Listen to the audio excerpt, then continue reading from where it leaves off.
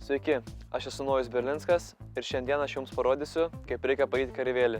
Vienas iš būdų yra kareivėlis su išsimetimu. Norint padaryti šį kareivėlį, nereikia daug jėgos, tačiau jam reikalinga technika. Aš jums išmokinsiu, kaip reikia padaryti šį kareivėlį.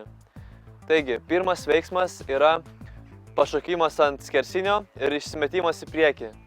Jis atrodytų štai šitaip. Jūs turi mesti į priekį. Antras žingsnis yra metimasis atgal. Jūs turite po metimus į priekį mestis atgal.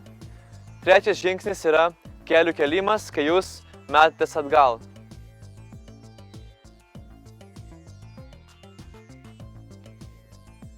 Kai jūs pakeliate kelius, jūsų kūnas iškyla į viršų ir tai padeda padaryti kareivėlį. Ketvirtas veiksmas yra užsimetimas ant skersinio.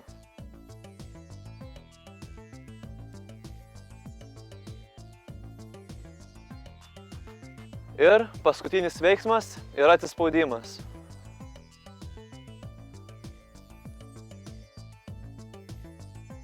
Mokymosi pradžioje svarbiausia jausti kūną ir išmokti siūbuoti.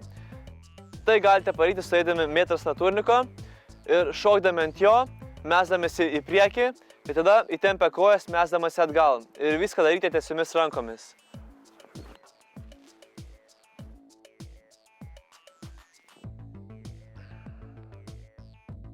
Be šio mosto ir siūbavimasi yra du pagrindiniai pratimai, padėsintys jums padaryti kareivėlį. Pirmas pratimas yra pritraukimai su išsimetimu virš turniko.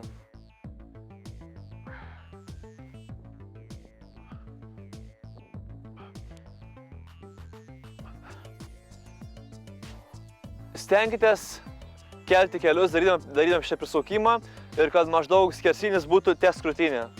Antras pratimas tai yra atspaudimą ant turniko.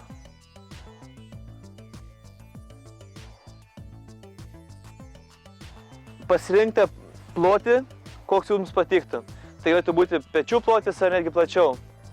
Taigi, leidžiatėsi